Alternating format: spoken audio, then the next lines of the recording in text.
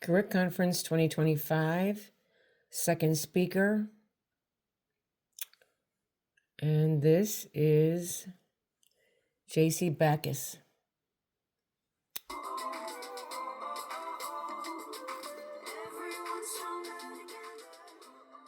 Wasn't she awesome? So, are y'all ready to go sell? You got some great tips and a great closing. Purchase, party, partner. Awesome, y'all are ready, right? Let's give Menina another big round of applause, shall we? Well, she gave you great selling tips. Our next speaker is going to teach you how to generate leads. So please welcome your next fabulous speaker, Independent Sales Director, Jaci Bacus.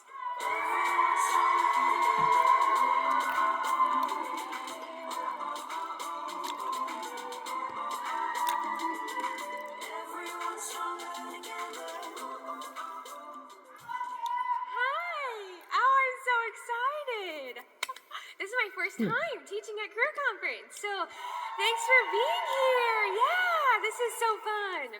I'm a little bit shorter than Menina, so I'm gonna bring this down a bit. Okay, hi, I'm Jaci, and I am so excited to get to be in y'all's space today, really because it wasn't that long ago that I was sitting in the seats that you're sitting in today.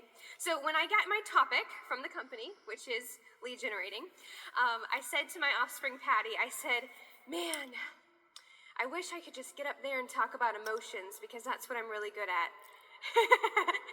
And Patty looked at me and she said, Jaci, lead generating is very emotional. Who could agree? Raise your hand. Yeah. Okay, me too. I could agree.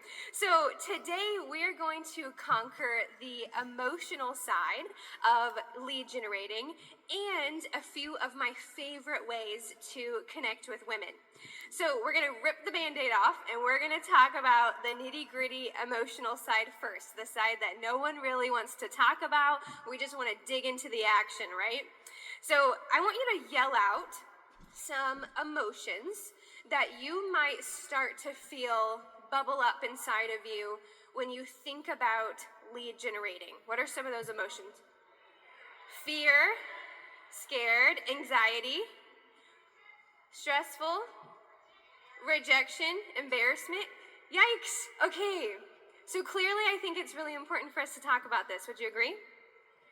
Yeah, it's important because you're not the only one who feels those type of emotions when we start to bring this topic up. So I want you to know first that you're not alone, but second, we're going to figure out a way around that.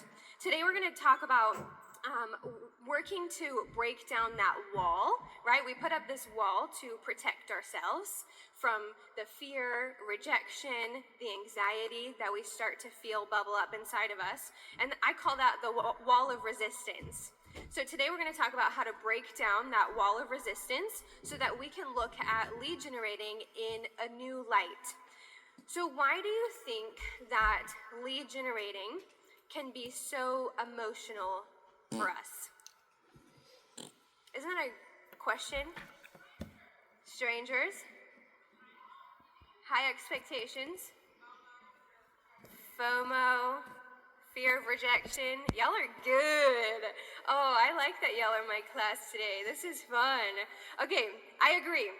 I think we associate some of those emotions with lead generating, but I also think that it is because in some way we attach our self-worth to her yes or no. I know that I do. And if you do that too, it's okay. Today we're going to figure out how not to do that any longer. I also think that sometimes we naturally associate negative emotions with lead generating because it can feel unsafe, it can feel uncertain, and it can feel vulnerable. And no one likes to be vulnerable.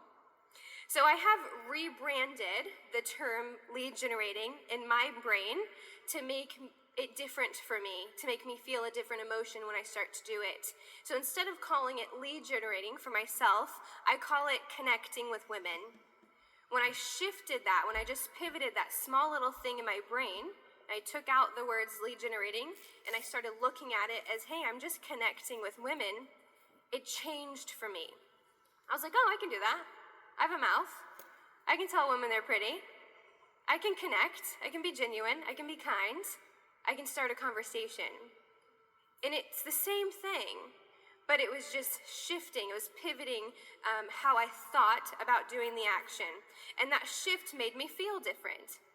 And what happens when we feel different? We show up different. And what happens when we show up different?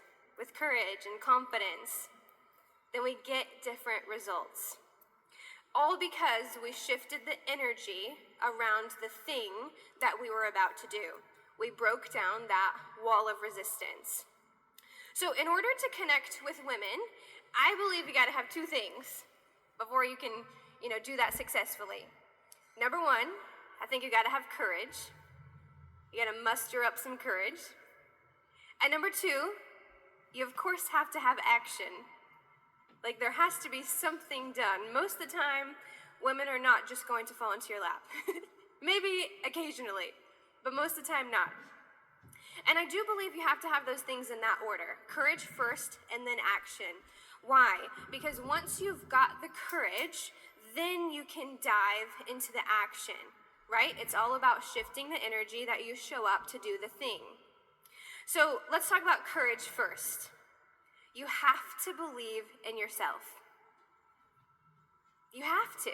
Before you can connect with women, before you can share the product, before you can share the opportunity, you've got to believe in yourself first, believing that you are worthy of doing those things, believing that you are capable of doing those things, believing that you are good enough to share the product and to share the opportunity.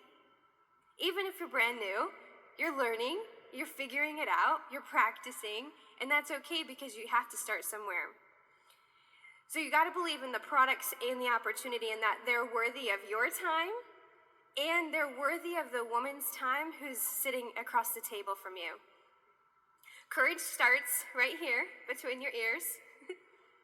So starting between your ears is starting by building that courage muscle, and I call that armoring up. What does it look like? I see some heads shaking. Yeah, armoring up. What does it look like to armor up, to build that courage muscle? I mean, protecting your mind so that you feel more confident, you feel more secure, and you feel more safe before you step into a position that can be vulnerable, like lead generating. So how do I armor up before I do something that might make me feel a little bit uncomfortable, like connecting with a new woman? One of my favorite ways to armor up is by affirmations. So I have 3 I'm going to share with you today that are my top favorites. They're on sticky notes, they're on screensavers, they're also just memorized, and I just repeat them. And these are 3 that I love, but I do encourage you to go home and create your own that means something to you. These might not hold any weight for you, but your personal ones will. So the first one that I probably use the most is I am secure in who I am and confident in what I'm offering. I repeat that to myself before I make a booking call, before I ask someone at my junior league meeting if she wants to have a facial together. I repeat it to myself quietly. Sometimes I repeat it to myself driving down the road or stopped at a red light. I'm secure in who I am and confident in what I'm offering. Another one, this one is from one of my beauty consultants, Andriana. She repeats this to herself as she's making her booking calls. I am worthy of her yes and not wounded by her no. Isn't that good? I am worthy of her yes and not wounded by her no. Meaning no matter what she says, I am still me. I'm still whole. I'm still chosen. I'm still safe. No matter if she says yes or if she says no. And then the third and final one is my value is not dependent on her answer. My value is not dependent on her answer. Can you imagine how you show up to connecting with women when you have armed yourself with those powerful statements before diving into the action? Won't you show up differently? Won't you not be so affected by what she says? Yeah, it'll shift everything. Why? Because we shifted the energy before we dove into the action. Another thing that I have around courage that helps me gain courage before I make my booking call or meet a new woman at a Starbucks is I expect her yes. I expect her to say yes. Does she always say yes? Absolutely not. But I do expect every single one of them to say yes. Why? Because I know what I have is good. The product is incredible. The opportunity is a gift. Why wouldn't she want to say yes? One of my good friends, her name's Jordan Twilley, she says this: very rarely do people get what they want, but almost always do people get what they expect. Isn't that so true? You bring about what you speak about. So if you do not want to experience it, like her saying no, then do not speak it. So how about we take these things out of our vocabulary? Like, oh, she probably doesn't have time. Or, oh, she might think this is silly. Or, she would never say yes to an opportunity like this. She has a great job. Haven't you told yourself things like that? Because I definitely have. So let's take those things out of our vocabulary and switch what we expect, because it will switch the results that we get in return. So now let's shift and talk about action. Once we've armored up, we have some affirmations, we're expecting her yes, then we can actually dive into the action. One of my good friends, Emily Schutte, says this: asking is what we're paid for. Isn't that so true? Do you know the more questions you ask in Mary Kay, the more women you ask in Mary Kay, the more your paycheck will increase over time? Because asking is what we're paid to do, right? We're paid to ask to connect with her, ask her for a facial, ask her for a makeover, ask her to book a party, ask how her skin feels, ask if she wants a repair set or a miracle set, ask if she wants to add an makeup remover onto that. Our job is just to ask, and then allow her to make her own choice, and then for us to sit back and trust her choice, whatever her choice may be. So I ask in two ways whenever I'm preparing to ask someone something, like, can we get together for a facial? I ask personally, and I ask boldly. What do I mean by that? Asking personally means, for me, I make her feel important and I make her feel seen when I'm asking her, can we get together for a cup of coffee and I can get your feedback on some skincare. And I also love to use a voice message all the time over a traditional text. So if she has an iPhone or even you can voice message Androids now, that's pretty cool. So I will always voice message if I can, or through Facebook message. I try to voice message way more than I actually text. Why? Because when someone hears your voice, they have the opportunity to hear your heart. And when they can hear your heart, you are now a real human, right? You're not just a copy and paste robot. So I really love voice messaging if you're not going to traditionally call her.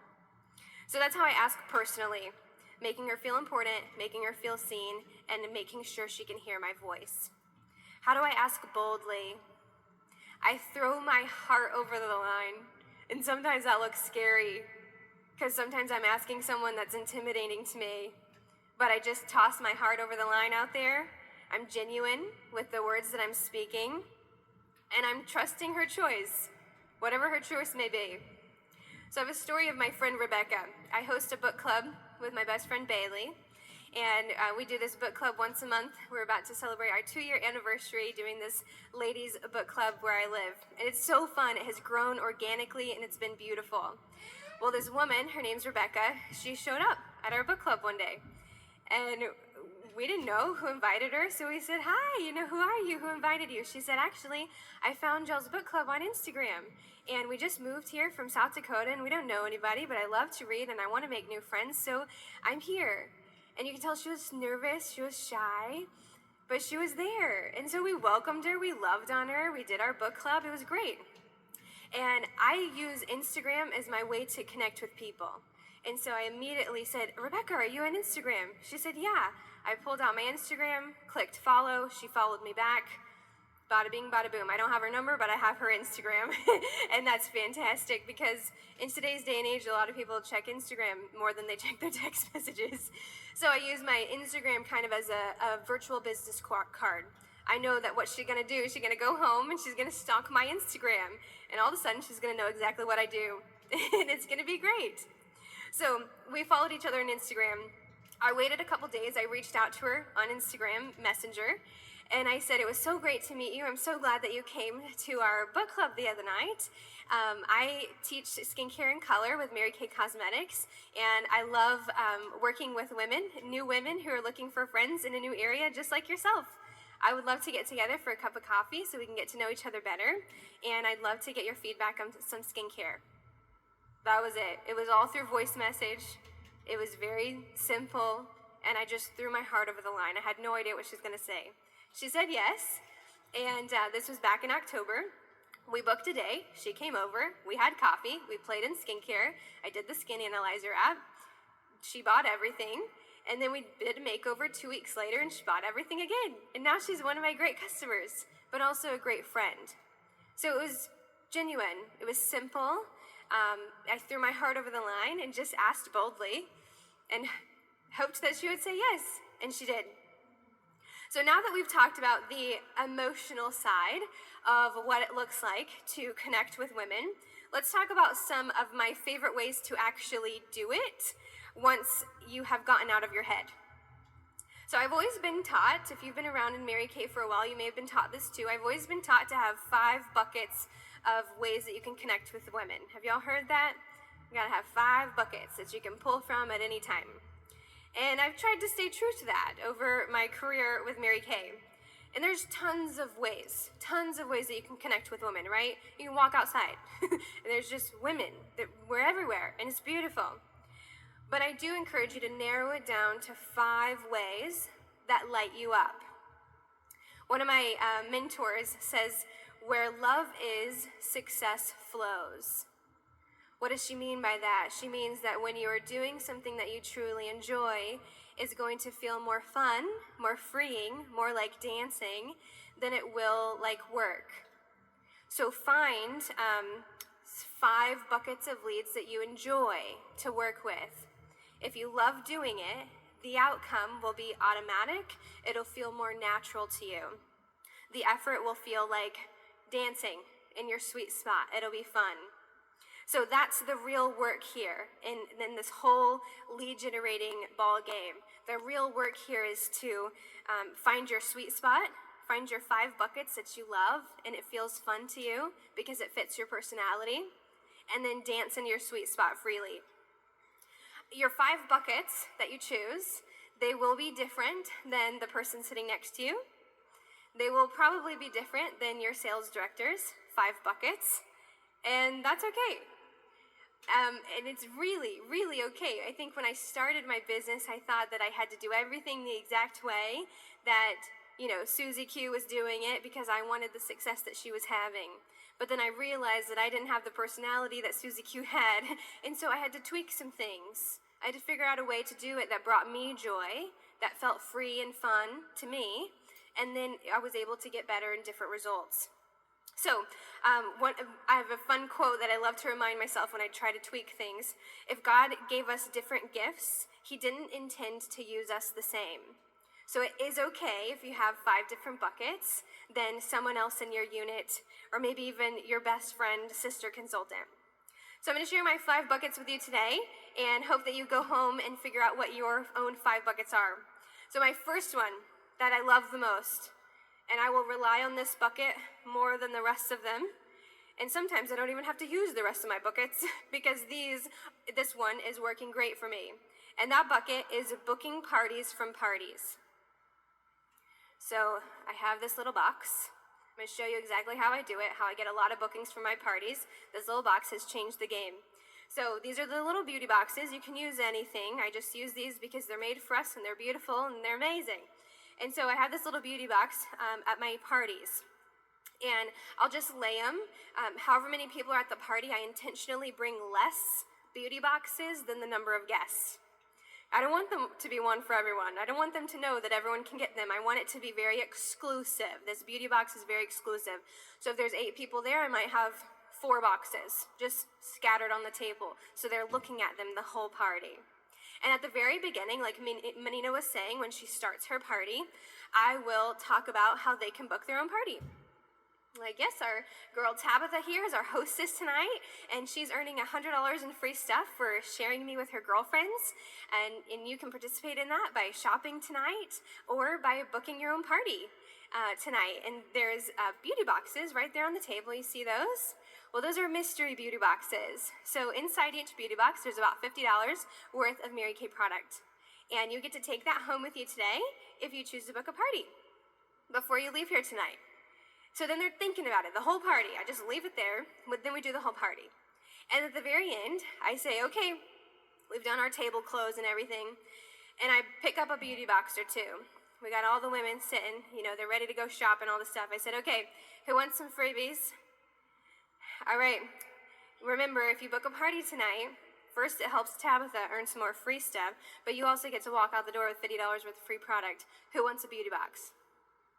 And I just stand there in silence. And then hands start going up.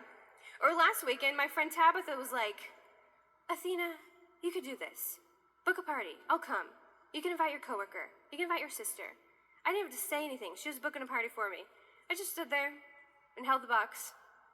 And I always try to walk away from every party with 2 bookings. So the hostess knows, if we get 2 bookings, Tabitha, you get more free stuff.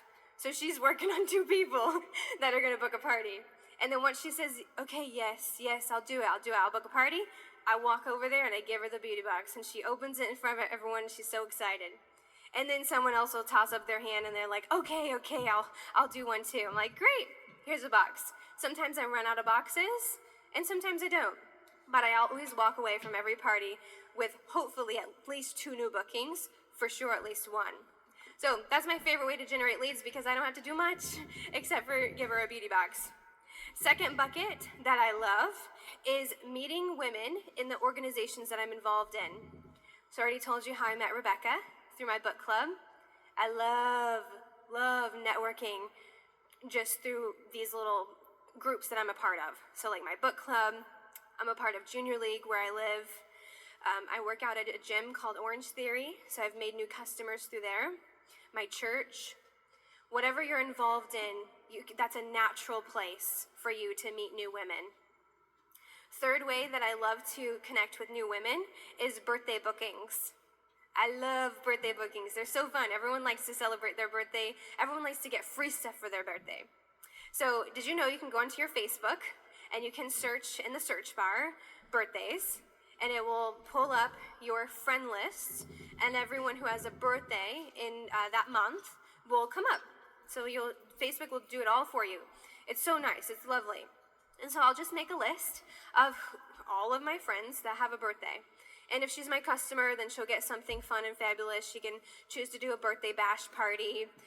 So she's the hostess for her birthday bash. And sometimes I'll bring her a birthday cake or cupcakes for her party. And she'll bring her girlfriends and we'll do a birthday skincare party or a birthday glam party. Or if she's not my customer yet, but she's my friend on Facebook, then I will book her. I'll say, hey, I have a little birdie told me it was your birthday. I have a birthday pampering package for you. If you don't have a Mary Kay consultant, can I pop it in the mail to you? And then I trust her choice. So that's a fun way to get new people, to generate with new women, connect with new women, just straight from your Facebook. My fourth way that I love using, sometimes I don't use it often because my top 3 buckets are going hot, right? And this one is warm chatting.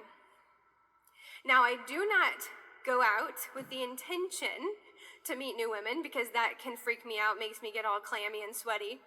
But I do share or connect with women naturally when it feels right, when it feels organic, when it feels natural. And again, just like I did with Rebecca at my book club, I do it through my Instagram. So if I have a great waitress or a great woman helping me check out at a store or whatever, I meet someone at an event, and we strike up a conversation, and she says, well, what do you do? I said, oh, I coach the elite leaders in Mary Kay, and I work with a lot of ambitious women, and it's so much fun. I teach women skincare and cosmetics. She's like, oh, that's great. She'll tell me what she does. Like, let's find each other on Instagram. Are you on Instagram? She's not on Instagram, then I'll do Facebook. We connect. I'll wait a few days, and then I use that platform, Facebook or Instagram, to reach out and to book her for a makeover or facial. I do that on planes, too. I travel a lot, and so I meet a lot of people in the airport, and that's a very easy, natural way to connect with people. You're sitting there waiting, not doing anything anyways. So you might find a lot of people in the airport or on a plane. And then my fifth way that I use to connect with new women is roses at restaurants. I always grab a friend, so another beauty consultant, and we do it together. We book it at the restaurant, and we stand at the front. I love doing it for holidays, but it also doesn't have to be a special occasion. But we just did a couple restaurants for Valentine's Day last month, and we just had a thing of roses. Took about 100 roses or so, just wooden roses. And we stand at the front for an hour and a half. And as women are coming in to eat at the restaurant, we say, hi, we have a rose for you. And then their face lights up and they're so excited because that never happens. And so we just hand out the rose. She'll take the rose and we say, yeah, we are partnering with Johnny Fabs tonight, and they are giving away a pampering session with Mary Kay. And I have a little clipboard that has an enter to win slip on it, and I say, here, enter to win. That's it. Some people will decline. Some people will say, oh, this is so fun, and, fill it out real fast, and then they go inside and eat, and I stay standing there. So it's a fun, easy way, simple, quick way to meet a lot of new people in a short period of time. And a lot of times you can strike up a fun connection with that restaurant, and you can keep coming back to that restaurant like once a quarter, once a month or so. So what are your 5 sweet spot buckets? That is your homework for tonight, to go home and figure out what your 5 sweet spots are. And I want to remind you, if it doesn't feel like dancing, keep trying things on and seeing what fits. Okay, if you're a new consultant in the room, you're like, I don't have 5, I just started, I don't even know what I'm doing. That's okay. Keep trying things on. It's like trying on a new outfit. Keep trying things on and see what fits you best, what fits your personality best. I want you to think of your 5 buckets as kind of like a playground to uncover more about what brings you joy. Why? Because when you're working in your sweet spot, it'll feel natural, and the results will come a lot easier, a lot more like they're flowing, like you're dancing. It's kind of like you're mastering connecting with women in your sweet spot buckets. All right, so now that we know the 2 ways, or 2 things that you need in order to connect with women, you need courage, then you need action, right? And we've talked about how to find your 5 sweet spot buckets. Let's lastly talk about taking the pressure off. Yes, one of my favorite things to talk about. Let's talk about taking the pressure off. So I was in a Zoom call the other day with some sales directors, and one of the woman that was speaking, she said this, and it really struck me. She said, Mary Kay is not my calling. Mary Kay is my choice. My calling is to be a vessel of love and light for Jesus. And that hit me because it took all of the pressure off to be perfect in some capacity. And it reminded me that Mary Kay is the playground that I choose to play in, to participate in my calling. It's a choice. It's fun, and it can feel like dancing once you figure out what your sweet spot is. So when I remind myself of this, that it's my choice, no one's forcing me to do this, it's my choice, I'm able to release myself from all the pressure that I put on myself, right? We do it to ourselves, to connect with X amount of women, or, get X amount of results. I'm able to just like release that pressure, like shed that extra weight. And I'm able to relax into the calling that I feel like God has given me. And I can just show up in connecting with these women from a place of pure peace and freedom and joy instead of force or anxiety or frustration. I'm able to see her first instead of just seeing what I want her to say. One of my mentors says it like this. She says, Jaci, do it for the fun of it. Do it for the love of it. Do it for the joy of it. That's what we're doing. The fun of it, the love of it, the joy of it. So I'm going to wrap up with a quick story. A couple days ago, I was on a phone call with a new consultant. And it was an incredible phone call. It was their first time meeting her. And she said, okay, if you could go back to your new consultant self, Jaci, what would you tell her?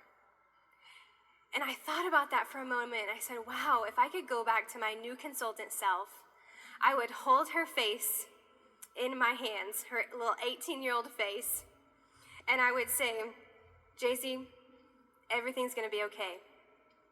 You're safe here. You're going to build a beautiful life here that no one will ever be able to take away from you.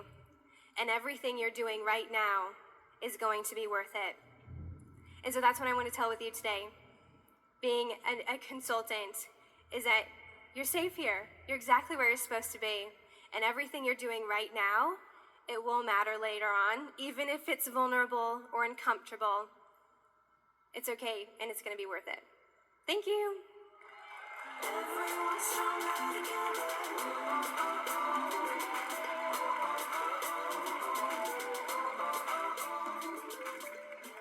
Wow, wasn't that insightful and fantastic?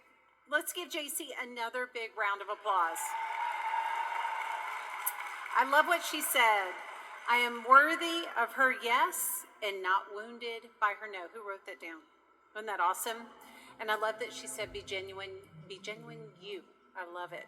Okay, so we're going to take a few minutes to let y'all stretch, move your legs, kind of move around, little dance break. You can go to the restroom if you need to, and get ready because we have 2 more fantastic teachers for you coming up. So let's take a little break, and we'll see you back here in 15 minutes.